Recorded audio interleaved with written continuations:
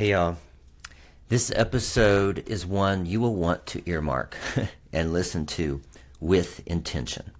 This isn't one that you're going to want to listen to in the background. I know some of y'all do that. I do it too. My conversation with Cory is important and impactful for anyone in crystal meth recovery at any stage. Cory is a living example of the core message that I send out every day through every piece of my content. And that is, we are called to transmute our addiction experience into a vision of our full potentialized self.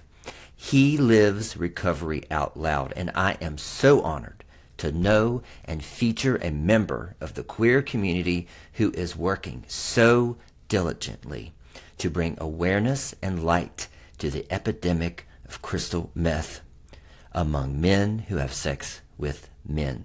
Listen, Cory is a shining example of the prophetic vision that I try so hard to get my clients to formulate and latch onto in order to move from where they are to where they want to be.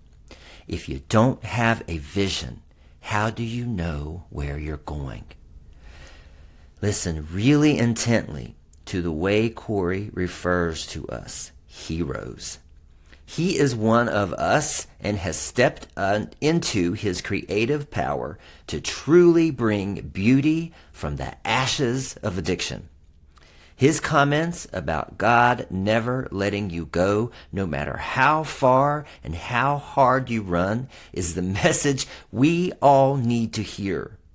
If you have a problem with God, use universe, or even just use potential.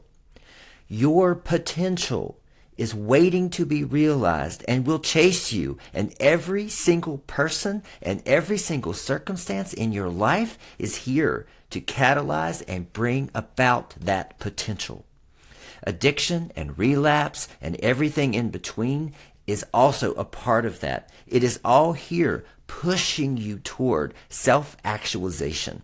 And you can either push past addiction toward your potential, or it is going to pull you through. And that's where we get relapse, and that's where we get suffering. But the suffering is there to catalyze you. The pulling, the attention getting, the learning, the growth, all of it is part of you reaching your potential. So take a breath and know that you are destined for greatness, and that every single day you get closer. You can either allow it to pull, or you can take the reins and power through. The choice is yours, and I pray that this episode will help you decide which one you want. Enjoy. Biochemically, the most addictive substance, if not then one of the most addictive substances known to man. And if you are able to overcome that, like, what can't you do? So I just want to really just highlight how empowering it can be to overcome this thing, Welcome to the Aftermath Podcast. This is your host, Dr. Dallas Bragg, a former crystal meth addict, now sobriety coach. Join me on my mission to increase awareness around the epidemic of crystal meth among the gay male population and create a repository of resources for current and past addicts, as well as and especially for their loved ones. This is The Aftermath. Trigger warning, this podcast will contain discussions pertaining to drug and alcohol misuse. If you feel triggered to use or relapse, please call SAMHSA's national hotline at 1-800-662-HELP. Also, if you are new in your sobriety journey and you feel like you could be triggered by discussions around drug, alcohol, and sex misuse, please do not listen to this podcast. All right, now on with the show. Welcome back to the Aftermath Podcast. I'm your host, Dr. Dallas Bragg. Glad you're here again. As you know what I'm going to say first, please rate and review the podcast if you are enjoying it. And apparently you are. We are growing. We have higher downloads every month compared to the past month. So we are continuing to grow. So I'm really happy to see that. But help us get the podcast into the right hands.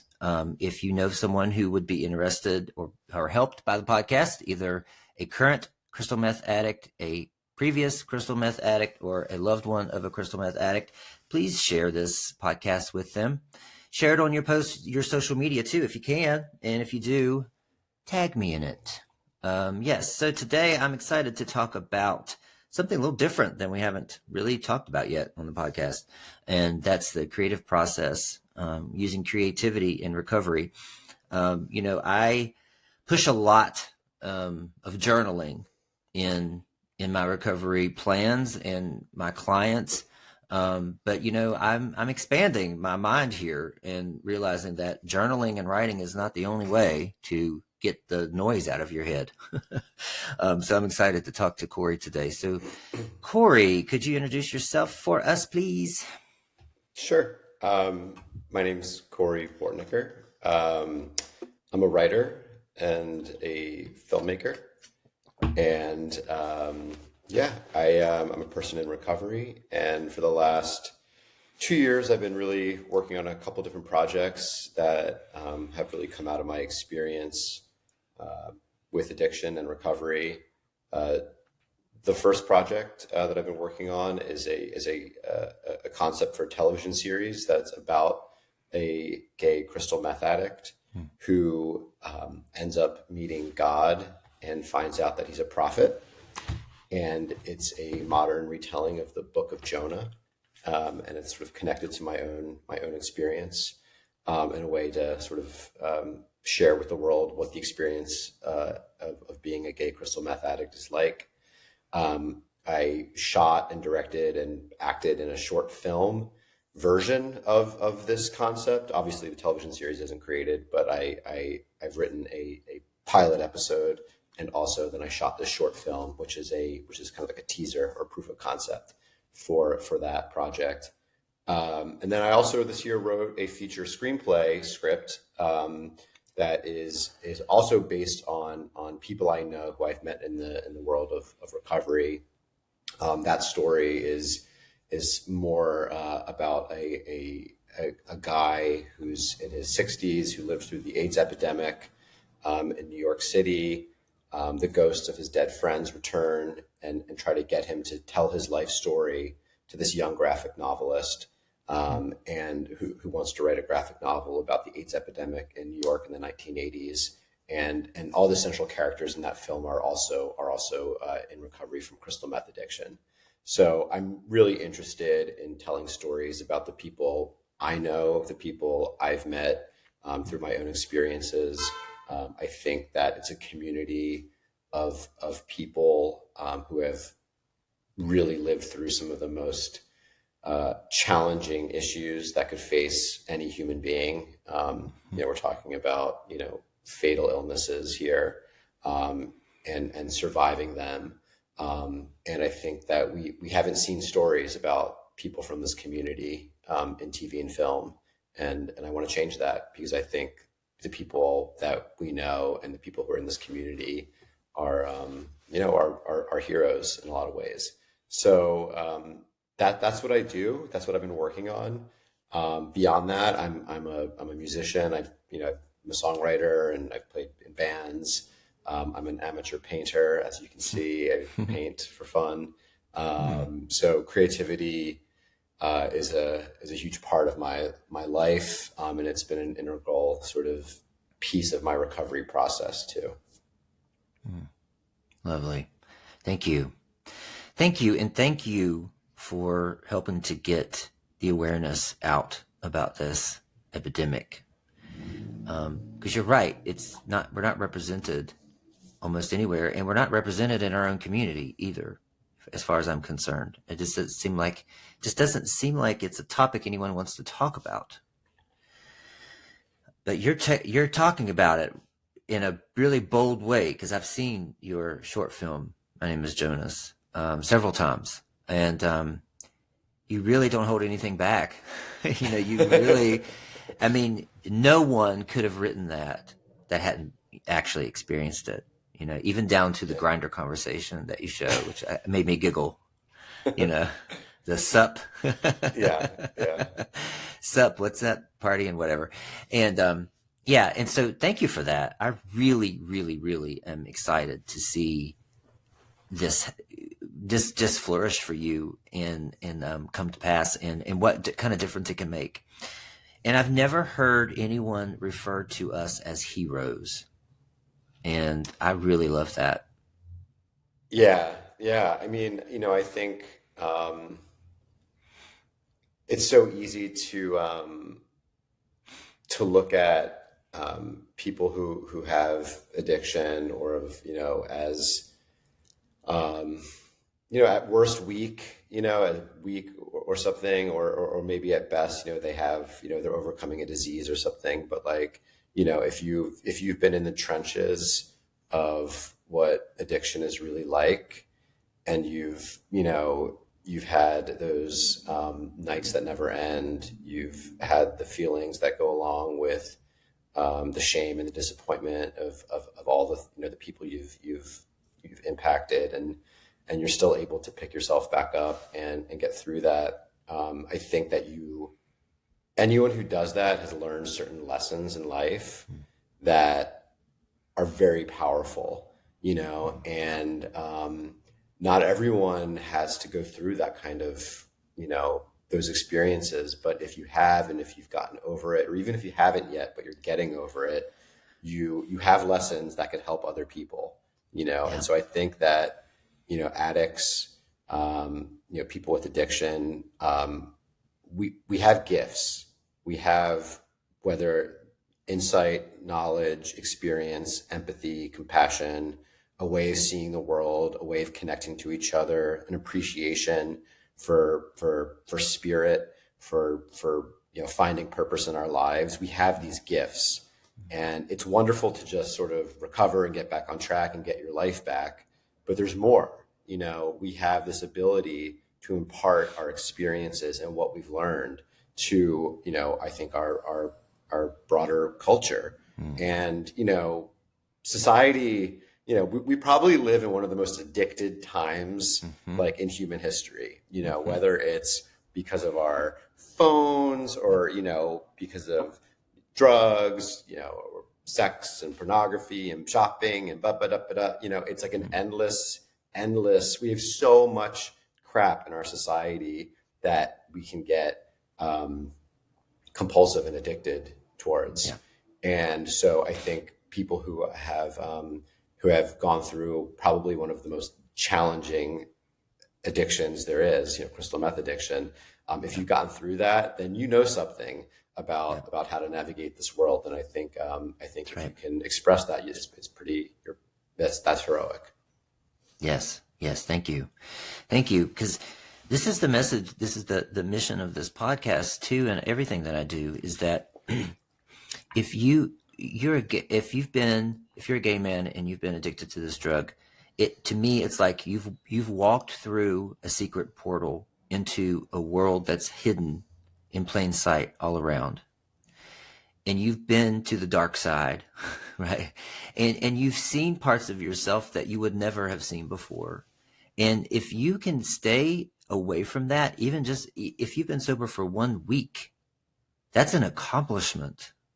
And you are a hero. And it's kind of like, I don't want to diminish or compare what we've been through to a war veteran, but it's almost the same in terms of when you meet someone else who's been in this addiction and they've experienced this dark world, you immediately bond because you each know exactly what you've faced and what it means to get out.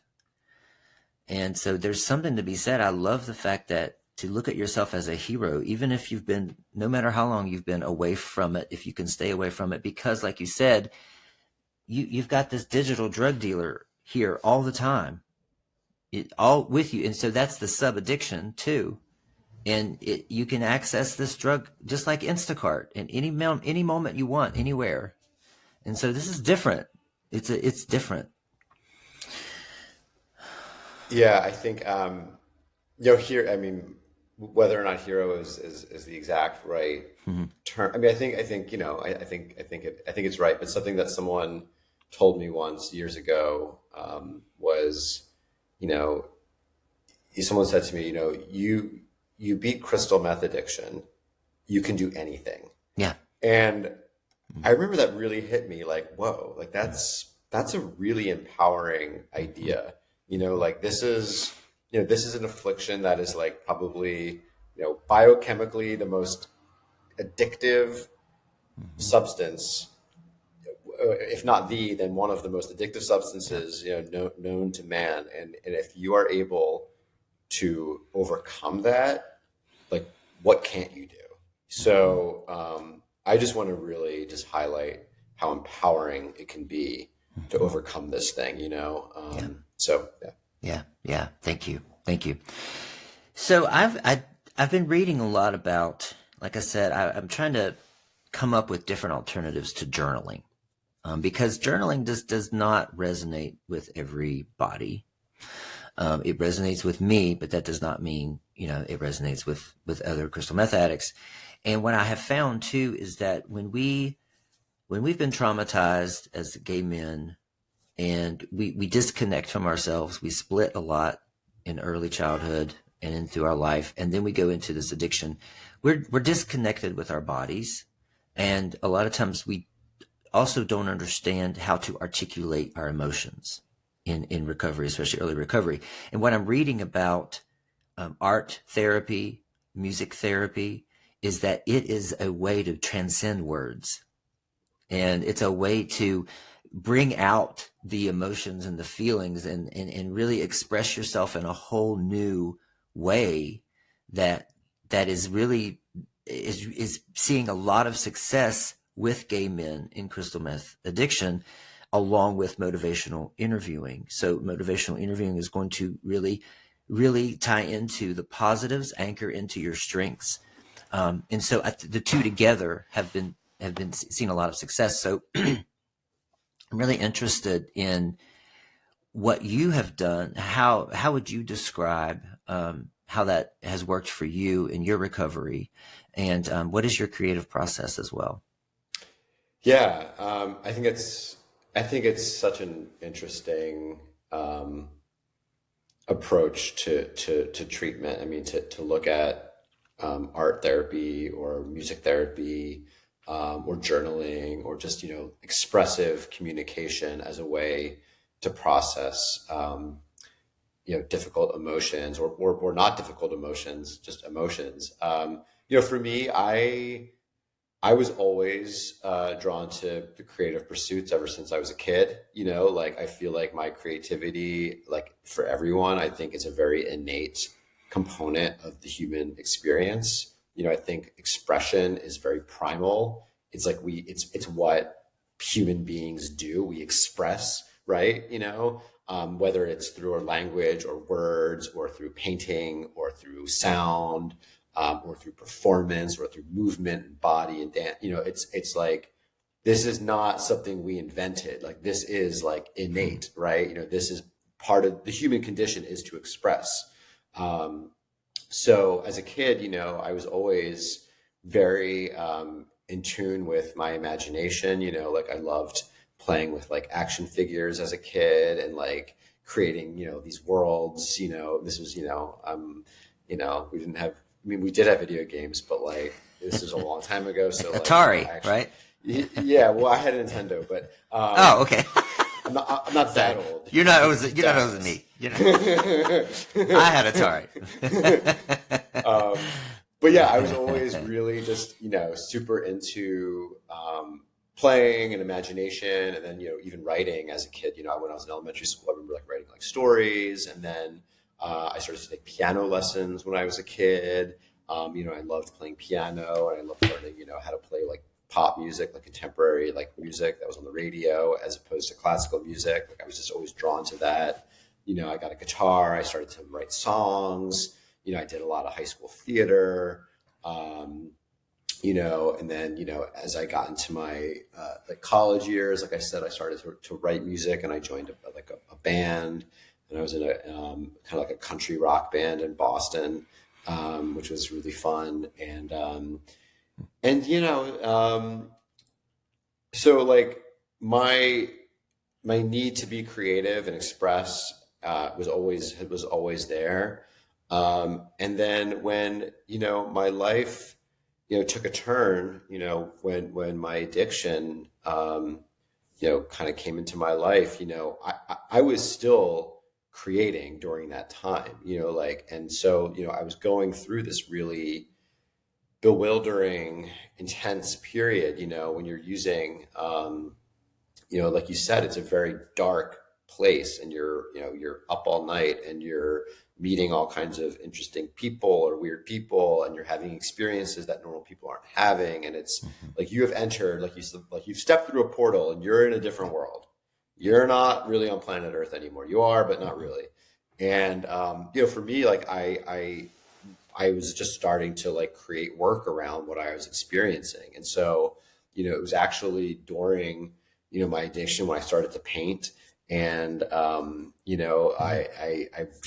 wanted to do something like tangible and physical. And, cause music is sort of like, it's sound, and writing is, words, but I wanted to try creating something with my hands. And, so I started to paint when I was in my addiction, and it was, pretty messy during that time. But yeah, so engaging creatively with what I was experiencing during my addiction was definitely a part of one of the things I did during that time.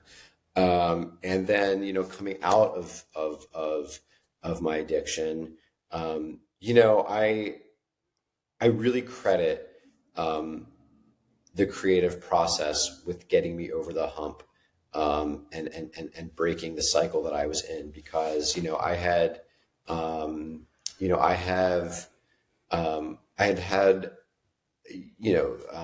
experience getting sober before, years ago, and then I did it again, and this time was much harder, and a lot of the tools that I was relying on weren't working. And I was really stuck. I was really, really stuck. And when I got the idea to start writing, My Name is Jonas, this story that I'm working on, it became clear to me that like, hey, like everything that I've experienced in my addiction, if I can make something out of that is a great piece of art, that is true to my experience, and that could help people, that is something worth like getting sober for. Like that is something, because like that's my dream. Like my dream has always been to like, I want to make something awesome, like something that's going to be like, hey, like Cory did that. That is his thing. And when I realized like, hey, like my experience as like a gay kid growing up, normal quote unquote childhood, trying to become a musician, finding myself, in this world of meth addiction in New York City, and having this journey throughout that experience. If I can turn that into this like cool, like spiritual epic about a young gay kid who finds, who this character who ends up just thinking he's a prophet, but he is. If I can make that, that's a really cool story. Like, but I know like that will never happen if I don't put down the drug. So it's one or the other here. It's like you can either go after your dreams or you can stay stuck. And that inspired me to be like, you know what? Going after my dreams is actually what I want more than to stay stuck. So it got me, it got me over the hump. And so I don't know if I answered the question, but it's, like the creative impulse was stronger than the impulse to just, stay stuck. Mm-hmm. One of the findings in the studies with art and music therapy is an increase in the ability to visualize, to imagine what's next. And it seems like that may have been something that came easier for you because you had this creative mind. And I just wanted to say to the listeners, there's a reason why I have this is not a plug for my program, but I'm just saying I have what's called a prophetic vision. And some of my clients roll their eyes at it as if it's busy work, but if you can visualize and really use your five senses and visualize a dream, what is next for me after crystal meth, and how can I use the experience of my addiction, to transmute it into something new and beautiful? That carries you through that hump. You're exactly what you're saying here is, how do you move forward if you don't know where you're going? And so having that vision is so important. So I'm so glad that you said that, because it ties right into where a lot of you guys are stuck, is that some of you have never experienced life without meth addiction. You've been doing it since a teenager or whatever, and you don't know where you're going. But if you can hang on to a vision, and maybe creativity is the key here, drawing or listening. There's something about music too that it transcends any kind of words, right? And it evokes these emotions that you can't explain. And can take you into a state where you can visualize what's next. So that's beautiful. Thank you for sharing that. Yeah, and I would just add, I think I wouldn't have typically been a person to say this, but I am now. I think manifesting is real. Yes. I don't know why, or we could debate why it's real, maybe, psychologically, because if you really visualize something and believe it, then every decision you make will be in service of that decision. Yes. And you will get closer to the thing that you want. Maybe that's the reason. Maybe there's something a bit more spiritual and mystical about manifesting. Whatever the reason is, I think it's real. It's been true in my life.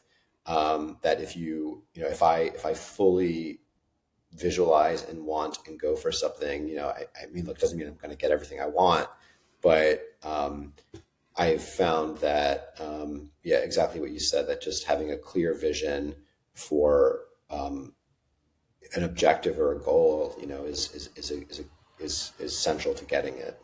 Yeah, and feeling the emotion of it. And I believe in all the woo-woo stuff, so I'll just go ahead and tell you that. Me too. But emotion is energy in motion, right? And so if you can feel the emotion, and this is what I tell my clients, is use your five senses. Hear a conversation in the future.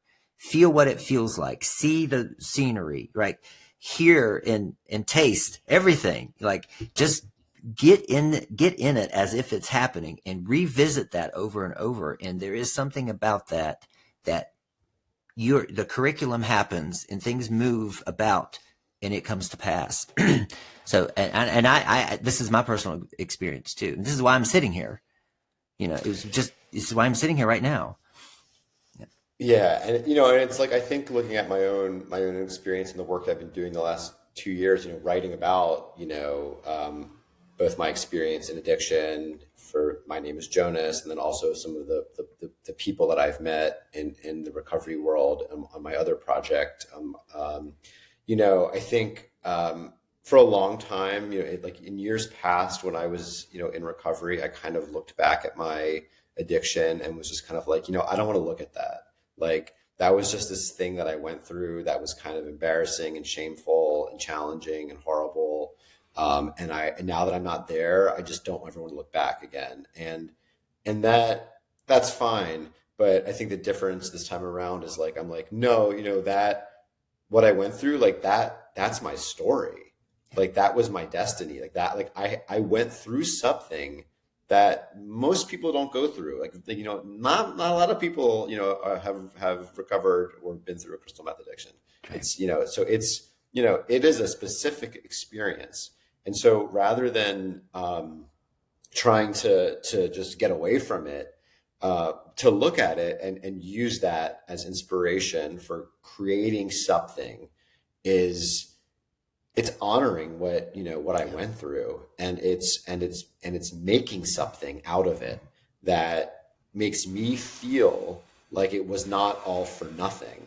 And hopefully it's something that will help other people, and not just crystal meth addicts, but people who love them, families of addicts, society at large. Like we need to understand, like, what is it like to be an addict? Like there are so many people who have some kind of an addiction or mental illness, so like it's sort of a responsibility. Now I almost see it as a responsibility. Like if you've been through this and you want to make something out of it, like do it, like talk about it, create something out of it, represent it in your painting and your drawing and your music and your dance, like this is real stuff, and it doesn't get grittier and more honest and raw, like you want to tell a cool story that stands out, like you've got a good one if you're if you're in this world. It's exactly right. It's exactly right. I have to double click on what you said about honoring the experience. And it's difficult for someone who's in it right now and who's fighting relapse to honor it, right? And so I have to be real careful about not in honoring their experience as well. But at the same time, I just wish you could know, if you're in this addiction, that I believe there's a purpose for it, and I believe that you can extract that purpose and transmute it and honor the experience and turn it into something beautiful and something that does help other people, but also helps yourself. There's relationships, especially with my children, that I don't think there's no way we would have the depth of relationships that we have right now if it hadn't been that for my meth addiction. It was a crucible. It was a time to break everything down and rebuild. And so it's easy to say that, after, but if you're in it, if it gives you any type of hope, any type of perception shift on what you're going through, I hope that it does. So I want to ask, what gave you the idea for Jonas? My name is Jonas, and do you like biblical stories? Is this a story that you grew up as a fan of, or what? Yeah. So my name is Jonas came about in a very interesting way. I was near sort of the end of my addiction, and I had really just sort of gotten this sense that like the universe, God, whatever you want to call it, was like giving me all these signs, like, dude, you got to give it up. Like, it's time to get off this train. This train is not going anywhere. The train that goes round and round. Yeah. Like, dude, stop. But I was a very stubborn, very, very stubborn person. And anyway, I was in a hotel room, which is, I guess, a place where people go. I met someone, and they came over and to do whatever we do. And before any of that happened, we just started talking, and I casually mentioned to this person that I felt like I'd been having kind of a spiritual experience recently. And this person said, I really think that you would benefit from reading the book of Jonah. And I was raised Jewish, but sort of very surfacey. So no, I wasn't like a religious person who had a deep knowledge of biblical stories. I had heard of Jonah. I knew something about a whale. That was kind of the extent of what I knew. And the next day after that person told me that I should read that book, I actually went to a treatment center. And before going, I had a copy of the Bible, which I'd gotten at my bar mitzvah, which I hadn't probably opened up in 30 years, whatever it was. Yeah. And I brought it with me, and I was I got to this crappy ass detox center in New Jersey, and I read the story, and I was like, and I don't know if people out there know the book of Jonah, but like, it's not a story that ends well for Jonah. So it's a very confusing, weird story about this guy who finds out God comes to him and tells him that he's a prophet. And Jonah says, and he commands Jonah to go to this big city, Nineveh, which is like the New York City of the Assyrian Empire, and tell the people to repent. Otherwise, God is going to destroy the city in 40 days. And Jonah is like, no, I don't want to do that. Like, why would I want to do that? So Jonah tries to run away. So he runs away, he gets on the ship, and God sends this storm to crash the ship, to prevent Jonah from escaping. And that's what and so the storm comes, the sailors on the ship figure out that the reason for the storm is that Jonah is there. Jonah admits that he's running away from God. The sailors are like, what are you, nuts? Like, it's God. You can't run away from God. So they throw Jonah off the ship. The storm stops. Jonah gets rescued by this whale. He gets spit back out onto land. God comes back to Jonah and tells him, go to Nineveh and save the city. Jonah this time does it. He goes back to the city. He prophesizes. The city repents. God saves the city. And then Jonah gets very angry with God for not destroying the city. And God says, Jonah, like, what the hell is wrong with you, man? Like, you wanted me to destroy this city. Like, you are a deeply disturbed individual. Yeah. So anyway, that's the Cliff Notes version of the book of Jonah. But anyway, I read this book and then it sort of hit me like a thunderbolt. I was like, wait a minute. This is like a perfect framework of telling a modern story about a gay crystal meth addict, about a person who has a mission in life, who has a calling in life, who runs away. Addiction has been called a running away disease. Yeah. It's something, I see it in my own life. There were, I'd always wanted to, do certain things with my life and I, like we all do, I probably ran away from a lot of things that I should have faced, particularly around my sexuality and feeling, there's so much to unpack there. Right. Yeah. So this character of Jonah as a person who God has given a gift, has given a calling, but he can't do it and he tries to run away. I thought this is an amazing framework to tell a story that's similar to my own life.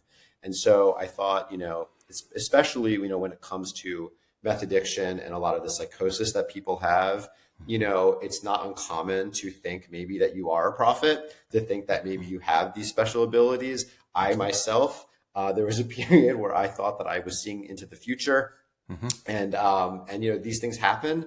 And I thought, this is a really interesting thing. So I that's when I started, I was in a detox center when I started to write this story. And that's kind of the origin story of My Name is Jonas. And then it sort of expanded. And I thought, the other thing that's interesting about the book of Jonah, unlike all the other books in the prophetic stories in the Bible, which are more about what the prophets are saying, like what their message is, the book of Jonah is about the life of the prophet. It's about what it's like for him to be a prophet. And how it's hard and how he doesn't want to do it. So the story I'm writing, My Name is Jonas, is about what would it be like for, a prophet living today? How would this character exist in our world? What message would he have? How would he try to run away from his mission in life? And so, so no, I'm not, I was not, I was never into Bible stories. But when I read this story, I was like, holy shit, this is actually this story has a lot to say about what it's like to be a human being today, to be me today. And I saw myself in the story and I got really excited because it kind of rekindled this interest that I have in my own, faith tradition. The next project that I worked on, which I mentioned earlier, this feature screenplay about a long-term AIDS survivor and the ghost of his friends coming back, is based on another figure from the Bible whose name was Enoch. The film I wrote is called Enoch. And that was a story about this guy named Enoch who never died. He never died. Yeah. He saw the end of the world, and then he wrote this book about what he saw called the Book of Enoch. And I thought the same thing. I said, hey, that's a really cool framework to talk about a modern character who never died, an AIDS survivor, Wow. who saw the end of his world, essentially the gay apocalypse. Mm-hmm. And in my film, he has to tell his story to this kid who wants to write a book about it, which will become sort of this modern book of Enoch. So I'm super excited because it's like, my whole life was like, at the time was like, I'm like living in hotel rooms looking out of peepholes, like freaking out. And now I'm in this place where I'm reconnecting to like my Jewish legend past, this inheritance that I have, and all these stories from Hebrew legend. And I'm trying to tell them as these modern queer stories. And it's really exciting. And it's deeply connected to my recovery journey. Yeah. Thank you. As you were writing this story and connecting, did you learn anything? What did you learn about yourself? Yeah. I think that I've learned to have a lot of compassion for myself. That, the book of Jonah is really, it's a lot of things, but one of the things I think that strikes me most about that story is that it is showing a God that is unwilling to let this guy go. That God is like, I know you want to run away. I know you don't want to face your calling. I know you don't want to do this, but I'm not going to let you get away. And there's something incredibly beautiful about that, because to me, what that says is, I believe in God. And what it says to me is that God could see a person who's suffering, who doesn't fit in, who isn't like the others, who wants to run away, and will say, I'm with you. I see your struggle. I see why this is hard for you, but I believe in you. I made you, and I want you to do the thing that you're meant to do. I'm not going to let you get away. And it's really an incredibly beautiful story about almost a friendship where one person is saying like, I'm not going to let you get away.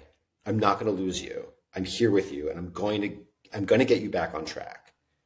And it makes me have a lot of compassion for Jonah.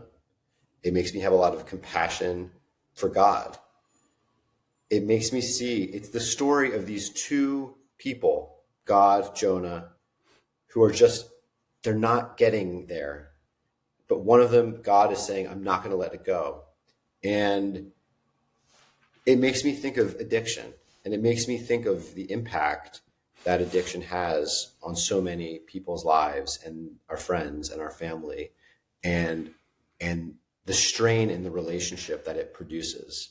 So what it really taught me was to have compassion for myself, to realize that I think that, God knows that it's not easy to be a gay person, to be a drug addict, to be a person who maybe doesn't fit in, who doesn't check all the boxes, who is a feeling, sensitive, creative person living in modern times, and that it's okay to struggle. But to know that there's 100% a place for us here, and that we're needed here, and that God is not willing to let us just run away. No. You have to come back. You have to do the thing you're meant to do, because it's part of your responsibility as a human being here. And to know that, God's got your back. I think it's important especially for queer people, to reclaim the relationship we have with whatever spiritual beliefs we have. These are tools for us that were given to us our creativity, our music, our painting, our writing, our drawing, our dance. I don't think it's an accident that so many queer people are some of the greatest artists and creative thinkers in society. We have a gift. We were given a gift. Drug addiction takes that gift away. But those gifts are the things that can bring us back.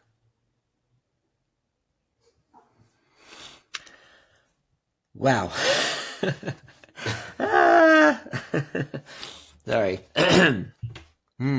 Very moving. Very moving. Thank you for that. I hope that you will rewind this and listen to that again. Let me collect myself for a minute. Ooh, okay. Yeah, thank you for that. Sure. And I was going to ask, what message would you want us to be left with after watching? But I think you just said it very, very clearly. So thank you. I'm not sure where to go next. Besides, I did want to compliment you on your acting in My Name is Jonas. Thank you. The cinematography, the detail you went into to represent us, and what it's like.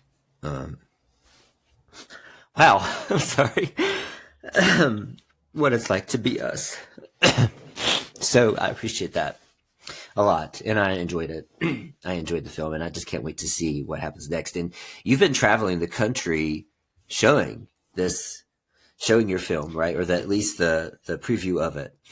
And you've won some awards, right?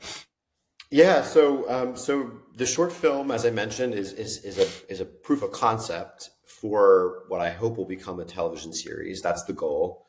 And the short film is playing at film festivals around the country, a lot of queer film festivals. So we were at the San Francisco Queer Film Festival, the Out South Queer Film Festival in North Carolina. We played at the Twin Cities Jewish Film Festival, played at a new festival in New York City called the Global Drama Project Short Film Festival, where I was honored with the best performance for my short film, which was wow, cool. Yeah, nice. Yeah, well, you did. Cool. You're so good. I mean, you really get into that character, and I guess it's you, right? Sort of, in a way. Well, but I've done my research. I've done my research. Yeah. Okay. But so the short film, is playing right now. I invite, if you're, the weird thing with short films is that if you're in the festival circuit, that you can't really make them public for public viewing. But I would really love to share this with the world more broadly soon. As soon as the festival circuit is over, I think I may just put it online. I don't really think that the film is. It's not going to make me any money. It's not like I'm going to get distributed for this thing. So, but I want people to see it. I want people, particularly in the recovery community, to see this film, and get behind it, because, I'm an emerging writer and filmmaker. I don't have connections in Hollywood. I'm building this thing with my hands. I'm trying to get the story out there. And I think the short film is a good way to whet people's appetite for who this character is, this Jonas character, this modern Jonah. I have a website that's, can I plug my website for the Of course, plug whatever you want. It's, my name is jonasfilm.com. And you can't watch, the film is on there, but you need a password to watch it. But you can email me and I'll give you the password if you want to watch it. So I want people to see it. I want it to get out there. Yeah. And okay, I guess my question too is, I know this, I'm hoping this interview will spark some creativity in the listeners. And I know in talking to gay meth addicts all day long, every day, that there's so many of us who do want to turn our stories into something, at least write them, right? I'm working on a book myself that's half anecdotal, half self-help. But what advice would you give us to get started? Like, I know that the thought of writing a book or a screenplay or anything like that can be overwhelming, but how do you get started in that? And what would you say to someone if they asked?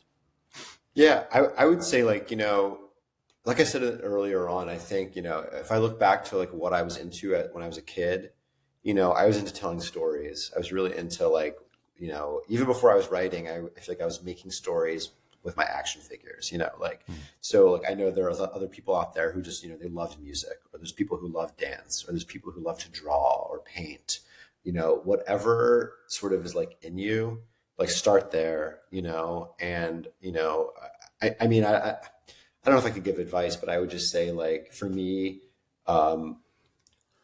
looking to my own experience with addiction and recovery and spirit, and facing it and writing about it, it just starts to come out. And so if you're struggling with addiction, if you're struggling with life, in recovery, creating something out of that suffering it's just what we do as human beings. Yeah. And so, just start, I think there's no pressure. I mean, it's just creativity. It's just expression. It's meant to be fun and healing. And, I would just say the other element that I hope comes across in the work I'm doing is a sense of humor too. Mm-hmm. It doesn't all have to be so serious. That's right. Even though sure, this is a life and death, affliction, mm-hmm. But, I also try to have a lightness about what you're doing, what I'm doing, and try to have some fun, and that helps too. Yeah. Yeah. I'm all about adding some levity to it, especially among each other. Yeah. And it's funny, like the book of Jonah, like it's actually, it's a funny story. There's elements of humor in there that I didn't really pick up on until I really kind of delved deep into a lot of what that story's about. But there's some funny stuff in there too. And like, it's,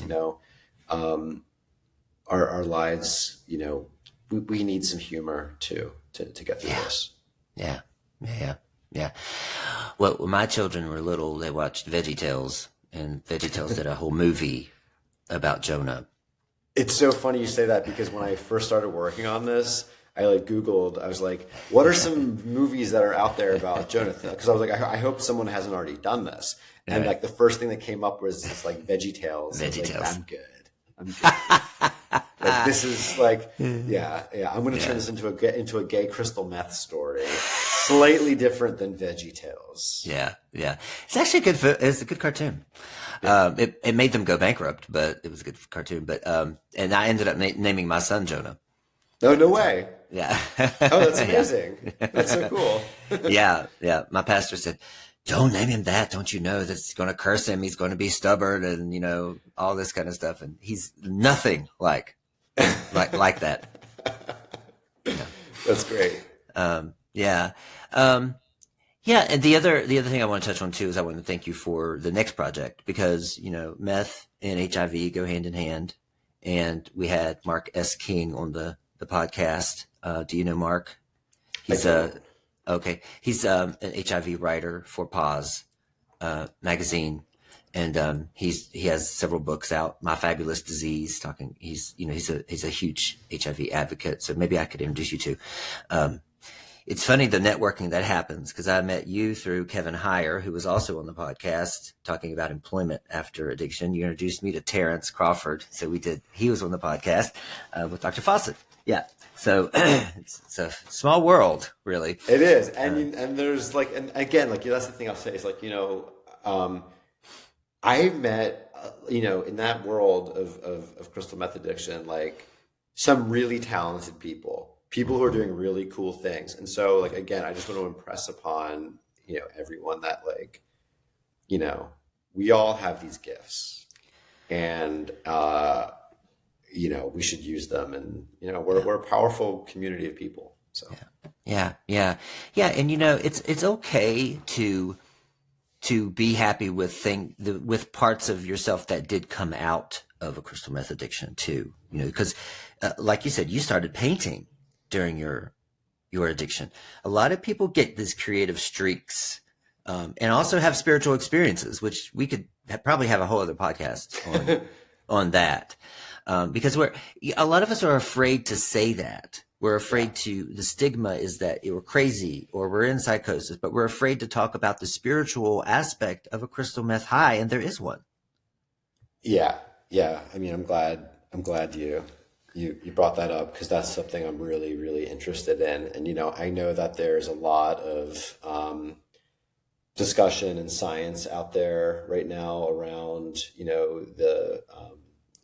the way that, drugs, particularly hallucinogens, can, foster creative or spiritual experiences. And I think, crystal meth is probably no different. And, one of the, in my own experiences, sure, I had a lot of things that I guess, I could chalk up to just hallucination or delusion. But I also think that there's a lot of learning that can happen, and insight, and inexplicable mystery that can come out of deeply emotional experiences. I certainly don't claim to know what any of it is or what it means. I have my suspicions, but there is look, we live in a world that does not really tolerate a lot of mystical discussion. I think we are, science and rationality and empiricism, have become sort of our God. And if we cannot see something or explain it through facts and figures, then we don't think it's real. I think that, if creativity can teach us anything, it's that there is something ineffable that's out there, that there is mystery in our world, if we're willing to open our eyes and our ears and listen and see it. It's not in our face, and that's for a reason. And, when I was researching My Name is Jonas, I came upon a writer, very famous Jewish philosopher and teacher named Abraham Joshua Heschel, who was, in addition to being like a very serious religious writer, was also a civil rights activist in the 1960s, marched with Martin Luther King Jr. And I read one of his books, which is called The Prophets. There's a whole chapter that's called Prophecy and Psychosis, and he looks at the distinguishing factors between what we would call psychosis and what in religious texts people would view as prophecy. And so I think there's a long tradition in human civilization about looking to people who are quote unquote crazy as actually having a divinely inspired insight or message for the people. He has a quote that says, the mind of the prophet, like the mind of a psychotic, seems to live in a realm different from the most of us, or something like, I'm paraphrasing. But the difference is important. And I think what he's talking about is that, look, there is a tradition in Western civilization of people, of prophets, who we would today throw into psych wards. We would put these people into psych wards. We would say that they're schizophrenic. We would say that they're crazy. We would say that what they are talking about is totally bananas. But there was a time and place in human civilization where people listened to some of them and what they had to say, and were able to draw important insights and lessons and teachings. Now, I'm not saying every single crazy person, quote unquote crazy person, is a prophet. Of course not. But we have moved so far away from allowing anything mystical into our lives. And one of the the ideas that I want to explore in My Name is Jonas is, you know, is that a mistake? You know, what if there was a prophet among us today? Would we listen to them? And I'm sure that a lot of crystal meth addicts who've experienced psychosis probably have interesting opinions about this. Yeah. Yes. Yeah. Yes. I can account for that personally. I think, you know, I hear from men a lot who they're suffering in silence because they're questioning, am I crazy or not?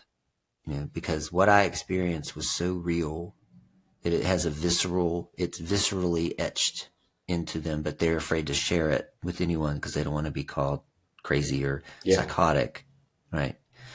And their experience is being invalidated so much that, you know, I just tell them, you know, if you can let go of whether or not it's real or not and just explore it, you know, write it down, experience it.